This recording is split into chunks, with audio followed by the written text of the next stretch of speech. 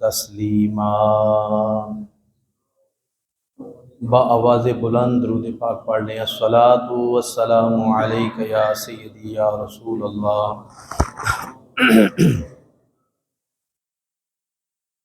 وعلی آلک واصحابک یا حبیب اللہ۔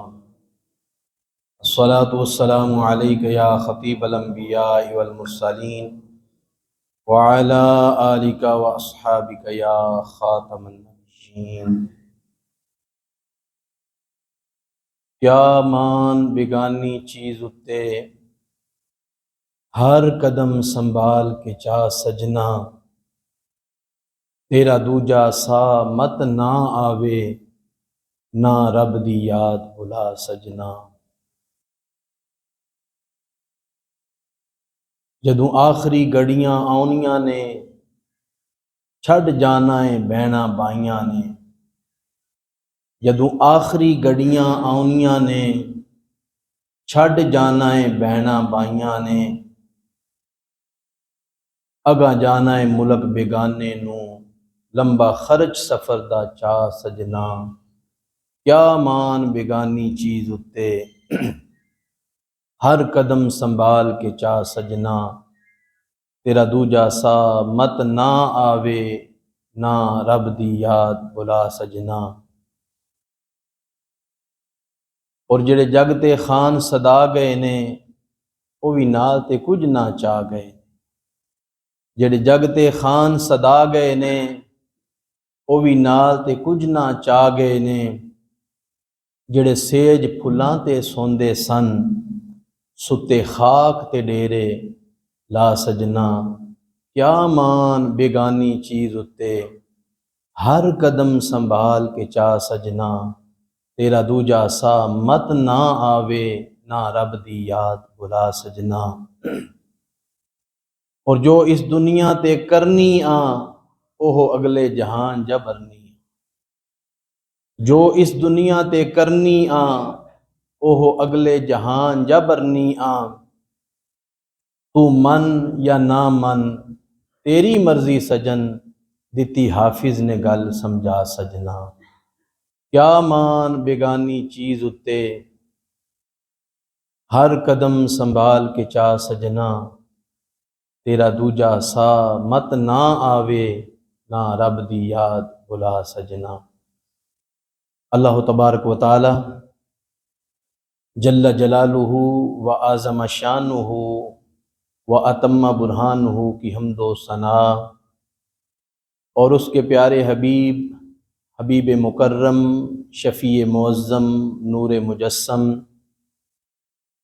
مولائے کل دانائے سبل ختم الرسل حسن کل اخلاق کل، وارث جنا وجہ تخلیق زمین و زمان، دستگیر جہاں غم گسار زماں، سید سروراں حامی بے کساں، خاتم النبیین رحمت للعالمین، احمد مجتبی جناب حضرت محمد مصطفیٰ صلی اللہ علیہ وآلہ وسلم کی بارگاہ اقدس میں ہدیہ درود و سلام کا نذرانہ عرض کرنے کے بعد،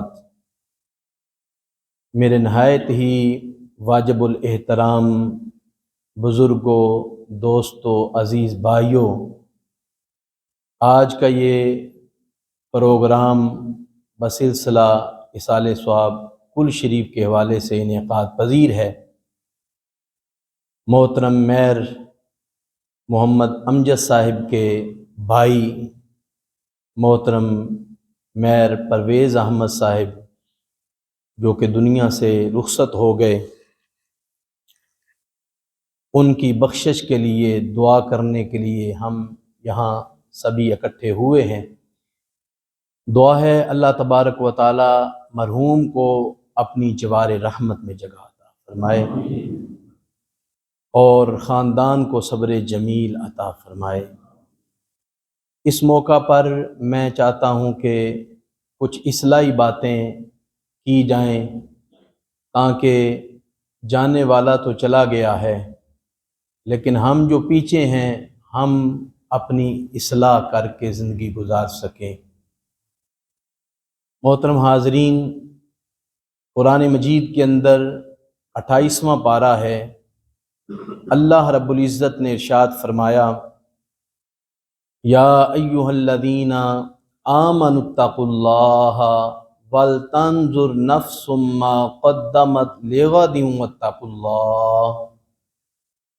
یہ ایک آیت مقدسہ ایسی آیت مقدسہ ہے کہ جس کے اندر ایک آیت کے اندر اللہ پاک نے 2 مرتبہ ڈرنے کا حکم بیان فرمایا ہے۔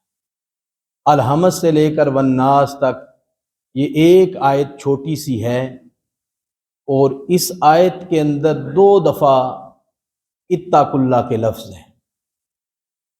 یا ایھا الذین آمنوا اتقوا اللہ ولتنظر نفس ما قدمت لغد، پھر آتا ہے واتقوا اللہ ان اللہ خبیر بما تعملون۔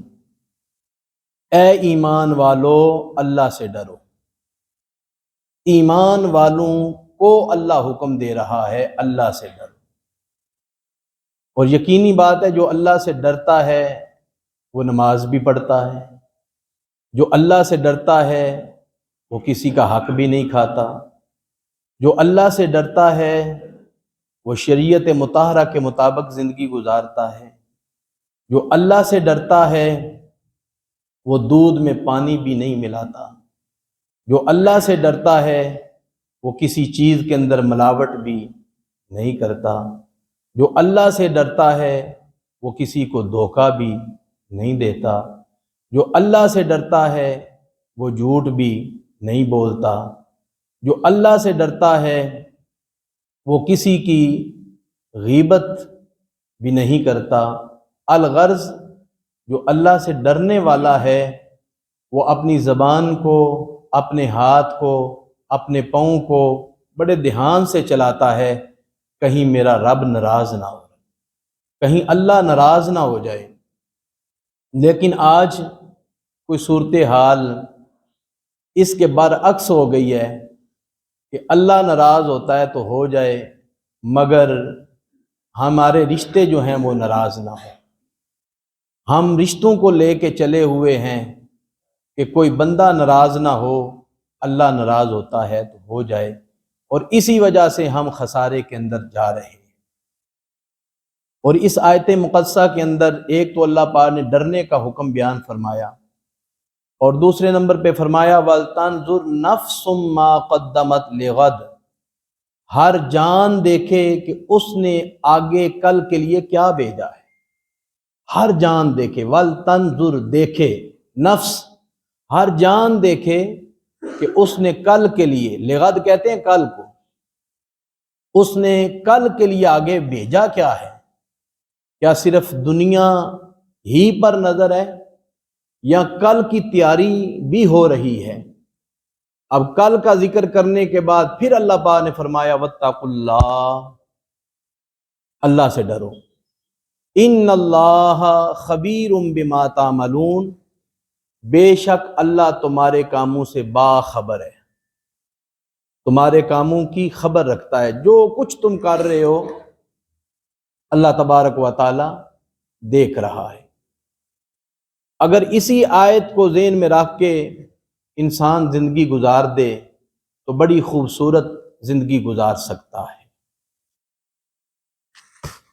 پھر ایک اور آیت مقدسہ ہے، وہ بھی سنیں گے تو آپ خیال کریں گے کہ واقعی ہمارے پاس ابھی بڑا موقع ہے، اللہ پاک نے ہمیں موقع دیا ہوا ہے، ہمیں اچھے اعمال کرنے چاہیے۔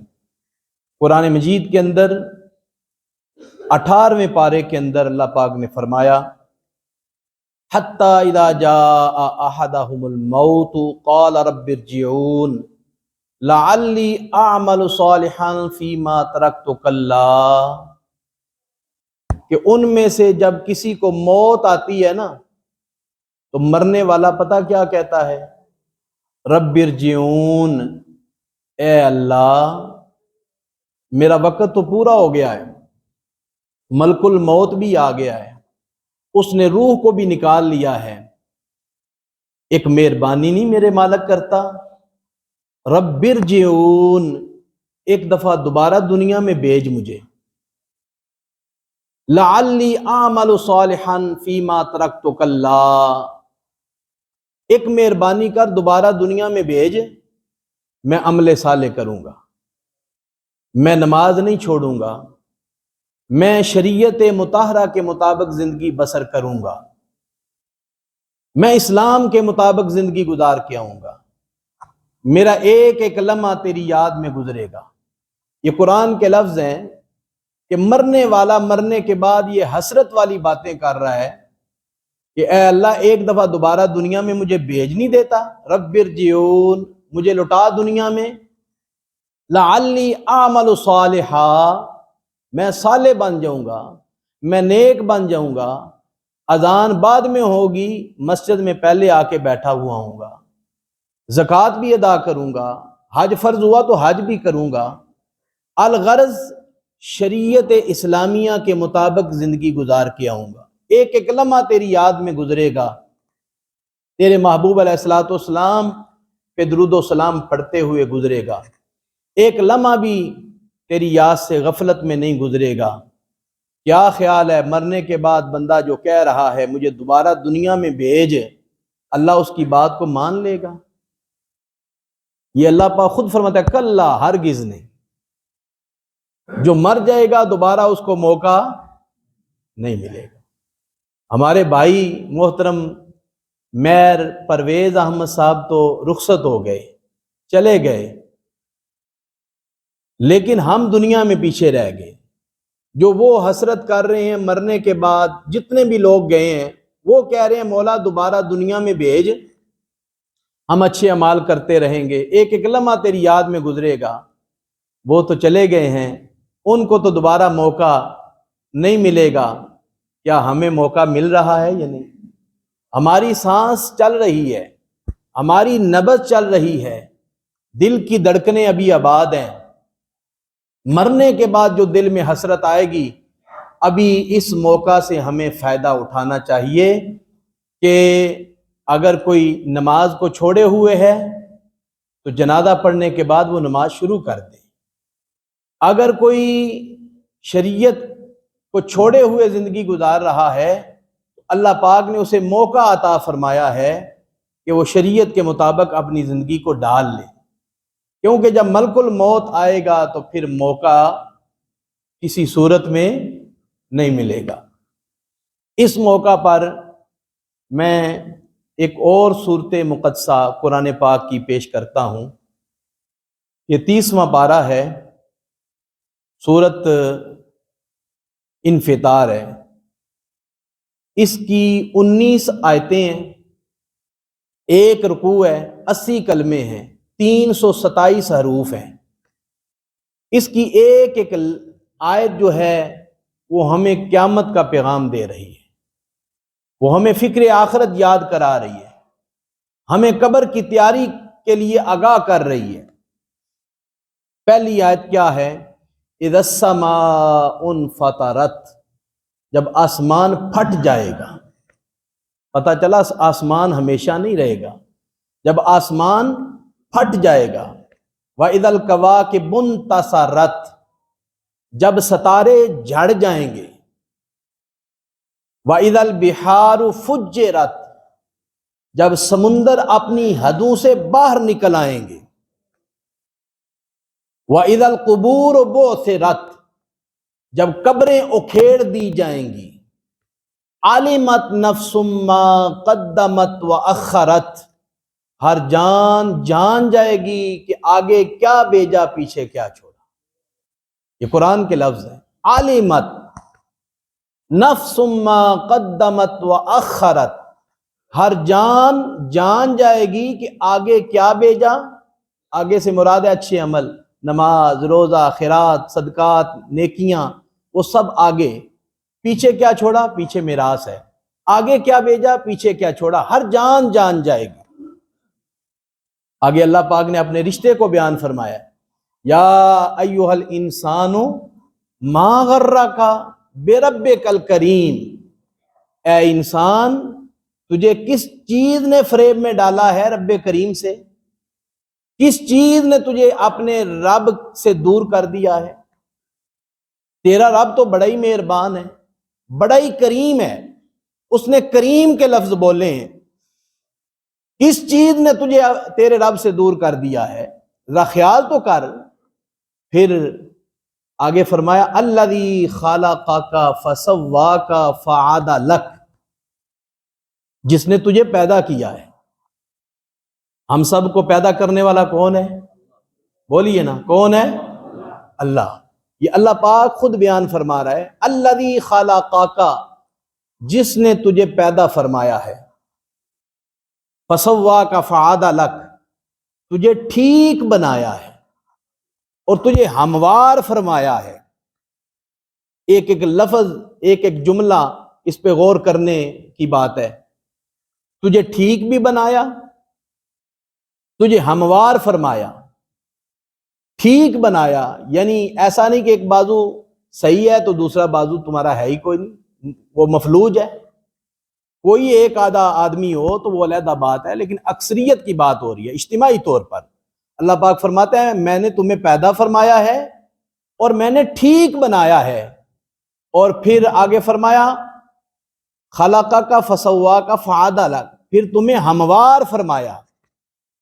ہموار کا مطلب یہ ہے کہ تمہارے بازو دو بنائے ہیں تو برابر بنائے ہیں، تمہاری آنکھیں بنائی ہیں تو برابر بنائی ہیں، تمہارے دو کان بنائے ہیں تو برابر بنائے ہیں، تمہاری دو ٹانگیں بنائی ہیں تو برابر بنائی ہیں، دو پاؤں بنائے ہیں تو برابر بنائے ہیں، کسی میں کوئی فرق ہے؟ کوئی زیادہ لمبا ہو چھوٹا ہو ایسی بات نہیں۔ الم نجعل لہ عینین، ہم نے کیا تمہیں دو آنکھیں نہیں دی؟ ولسانا وشفتین، کیا ہم نے تمہیں زبان نہیں دی؟ کیا ہم نے تمہیں دو ہونٹ نہیں دیے؟ دیکھیں نا، ہونٹوں کا بھی ذکر اللہ پاک فرما رہے ہیں۔ ذرا خیال تو کریں، اگر ایک ہونٹ نہ ہو تو انسان کے چہرے کی خوبصورتی ختم ہو جاتی ہے۔ اللہ پاک فرما رہے ہیں حضرت انسان ہم نے تجھے زبان عطا کی ہے، تجھے دو آنکھیں عطا فرمائی ہیں، تمہیں شفتین دو ہونٹ بھی عطا فرمائے۔ ان باتوں پہ غور کیا کر، یہ ویسے ہی تیرا جسم تیار نہیں ہو گیا، کوئی کرنے والا پیچھے ہے جس نے تیرا جسم بنایا ہے۔ پھر اللہ پاک انسان کو انسانی جو رتبہ ملا ہے اس کو بیان فرماتا ہے، فی ای صورت ما شاء رکبک، جس صورت میں چاہا تجھے ترکیب دیا، جس صورت میں چاہا۔ اگر رب چاہتا کوئی کیڑا بنا دیتا، کوئی چپایا بنا دیتا، کوئی بھینس بنا دیتا، کوئی کسی کو گدھا بنا دیتا، کوئی ہے جو اسے ٹوکنے والا، کوئی روکنے والا کہ مجھے کیڑا کیوں بنایا ہے، مجھے بھینس کیوں بنایا ہے، مجھے گدھا کیوں بنایا ہے؟ اللہ پاک فرماتا ہے اے انسان، جو تو انسان بن گیا ہے نا، اس میں تیرا کمال نہیں، تیرے رب کا کمال ہے۔ یہ رب کا کمال ہے، فی ای صورت ما شاء رکبک، یہ تو میری مہربانیاں ہیں کہ میں نے تجھے گدھا نہیں بنایا، میں نے تجھے انسان بنایا۔ وَلَقَدْ كَرَّمْنَا بَنِي آدم، عزتوں کا تاج تیرے سر پہ سجایا ہے، عزتوں کا تاج تیرے سر پہ رکھا ہے۔ فی ای صورت ما شاء رکبک، پھر آگے فرمایا کلا بل تکذبون بالدین، کوئی نہیں بلکہ تم انصاف کے دن کو جٹلاتے ہو۔ کیا یہ لوگ کہتے نہیں اے جہان میٹھا اگلے کن نے ڈٹھا؟ قیامت آئے گی تو دیکھی جائے گی، دیکھ لیں گے قیامت کو بھی۔ اگر کسی کے سامنے خوف کی بات کی جائے، کسی کو ڈرایا جائے تو یہ مسلمانوں کے لفظ ہیں، یہ مسلمان ہی بول دیتے ہیں دیکھی جائے گی، قیامت آئے گی تو دیکھ لیں گے۔ کلا بل تکذبون بالدین، کوئی نہیں بلکہ تم انصاف کے دن کو جٹلاتے ہو، تم قیامت کے دن کو جٹلاتے ہو۔ وَإِنَّ عَلَيْكُمْ لَحَافِظِينَ، اور بے شک تمہارے اوپر کچھ نگہبان ہیں، نگہبان فرشتے بیٹھے ہوئے، کرامن کاتبین، معزز ہیں، لکھنے والے، تمہاری زندگی کا ایک ایک پہلو ریکارڈ ہو رہا ہے۔ یعلمون ما تفعلون، جانتے ہیں جو کچھ تم کرتے ہو، جو تم کر رہے ہو، تمہاری زندگی کا ایک ایک لمحہ ریکارڈ ہو رہا ہے۔ اگر کوئی خفیہ کمرے کے اندر بند ہو کے کام کرتے ہو، وہ بھی فرشتے نوٹ کر رہے ہیں۔ اگر اعلانیہ کام کر رہے ہو، وہ بھی فرشتے نوٹ کر رہے ہیں۔ فَمَن يَعْمَلْ مِثْقَالَ ذَرَّةٍ خَيْرًا يَرَهُ، اللہ پاک فرماتا ہے لوگو اگر ذرہ کے برابر، ذرہ کی کیا حیثیت ہے، ایک ذرے کی بات کی اللہ پاک نے، فرمایا اگر ذرے کے برابر بھی تم نیکی کر کے آؤ گے تو میں تمہیں دکھا دوں گا، تم اپنی آنکھوں سے دیکھ لو۔ وَمَن يَعْمَلْ مِثْقَالَ ذَرَّةٍ شَرًّا يَرَهُ، اور اگر ذرے کے برابر برائی کر کے آؤ گے تو وہ بھی میں تمہیں دکھا دوں گا، تم اپنی آنکھوں سے دیکھ لو گے۔ ان احسنتم احسنتم لانفسکم وان اسأتم فلہا، اگر نیکی کرو گے تو اپنا ہی بھلا کرو گے، اور اگر برائی کرو گے تو اپنا ہی نقصان کرو گے۔ یعلمون ما تفعلون، اسی طرف اس صورت میں یعلمون ما تفعلون، جو کرتے ہو فرشتے لکھ لیتے ہیں۔ یعلمون ما تفعلون ان الابرار لفی نعیم، آگے اس کا صلہ بیان کیا جا رہا ہے۔ اگر نیکیاں کرو گے تو کیا ملے گا؟ ان الابرار لفی نعیم، بے شک نیکوکار جنت میں ہیں۔ نیکوکار بولیے نا، نیکوکار، یہ دنیا تھوڑی ہے، جنت بہت بڑی ہے۔ صحابہ کرام نے عرض کی حضور آپ نے فرمایا کل متاع الدنیا قلیل، قرآن کے اندر موجود ہے۔ اللہ پاک فرماتا ہے محبوب آپ اعلان فرمائیں کہ دنیا بہت ہی تھوڑی ہے، دنیا بہت ہی قلیل ہے۔ صحابہ پاک نے عرض کی حضور ہماری سمجھ میں تو دنیا ہی نہیں آ رہی، دنیا مشرق مغرب شمال و جنوب میں پھیلی ہوئی ہے، ہمیں تو دنیا کی سمجھ نہیں آ رہی، اور آخرت کیا ہے؟ کوئی ایسی مثال دے کے سمجھا دے تاکہ ہمیں آخرت اور دنیا کا فرق محسوس ہو سکے۔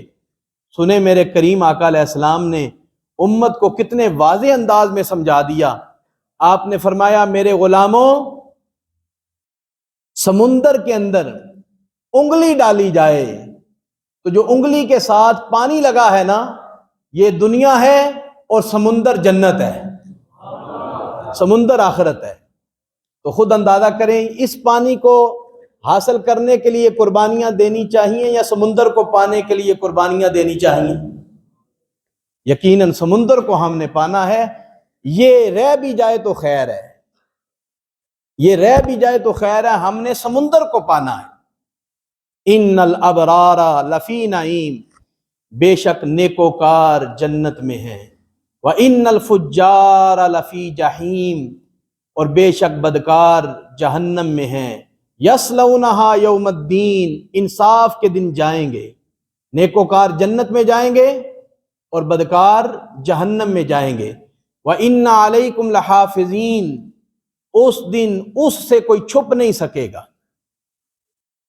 اس سے کوئی چھپ۔ وَمَا هُمْ عَنْهَا بِغَائِبِينَ، آگے اللہ پاک نے نا بڑے سادے انداز میں قیامت کے دن کا ذکر فرمایا۔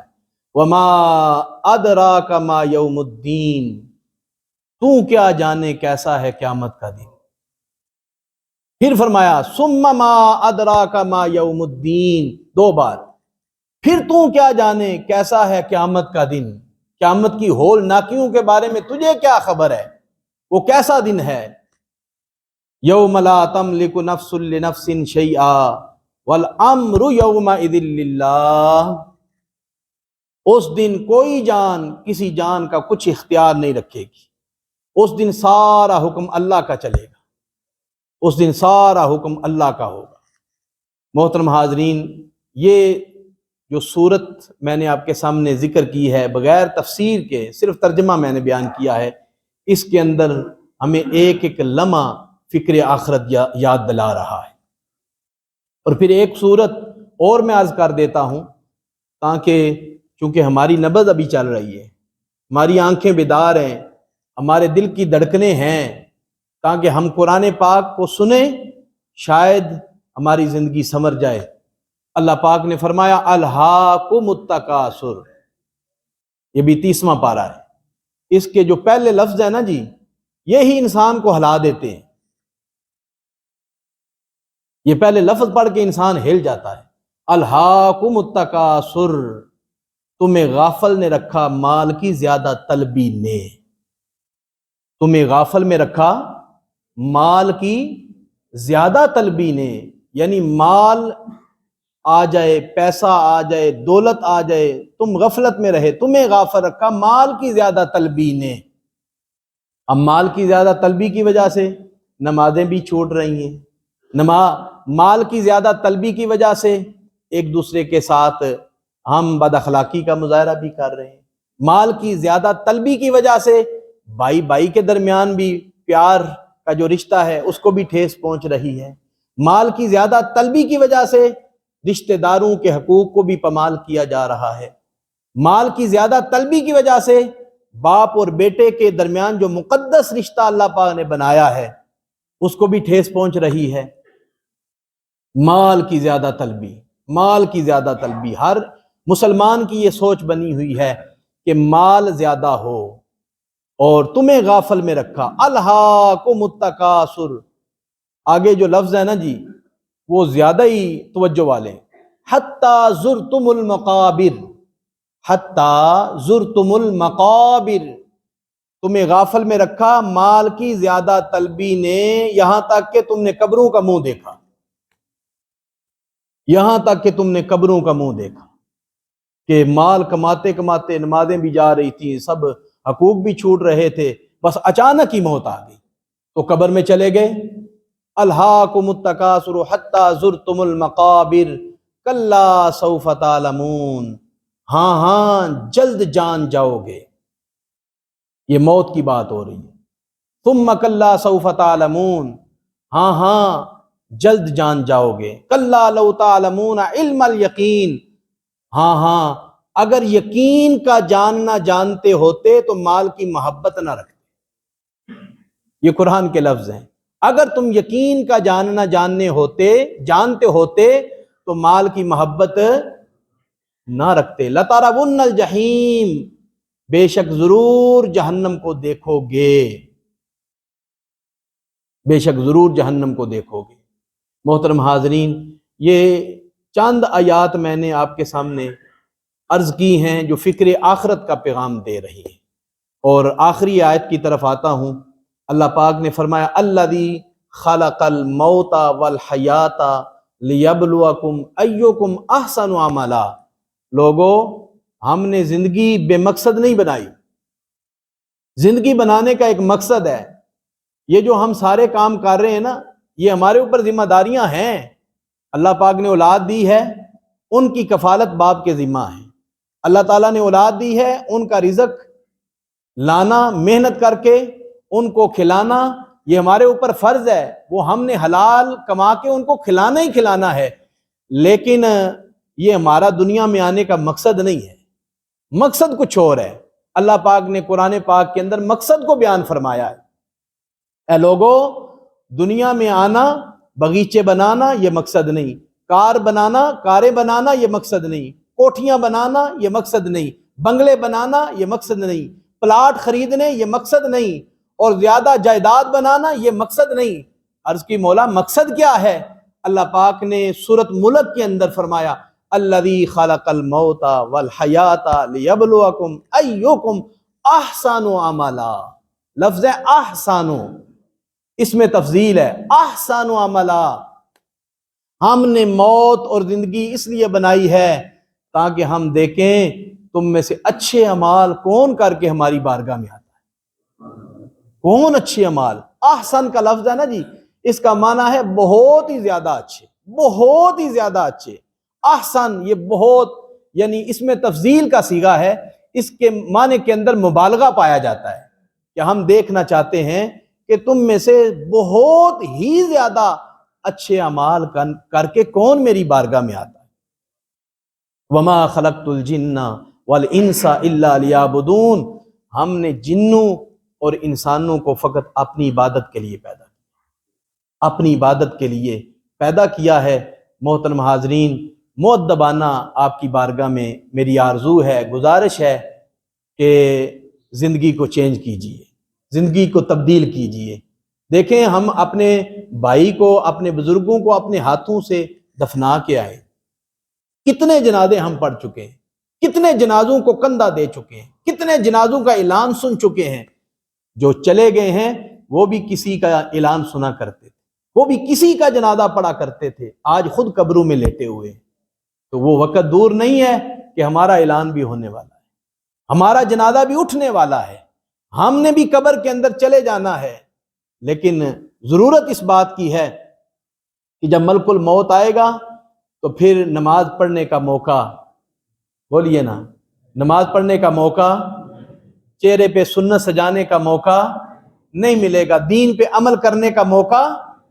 وَأَنفِقُوا مِمَّا رَزَقْنَاكُم مِّن قَبْلِ أَن يَأْتِيَ أَحَدَكُمُ الْمَوْتُ فَيَقُولَ رَبِّ لَوْلَا أَخَّرْتَنِي إِلَىٰ أَجَلٍ قَرِيبٍ فَأَصَّدَّقَ وَأَكُن مِّنَ الصَّالِحِينَ۔ یہ بھی ذہن میں آیت آ گئی، یہ بھی سن لیں تاکہ آپ کا فائدہ ہو جائے گا۔ 28واں پارہ ہے سورۃ منافقون کا، دوسرا رکوع ہے۔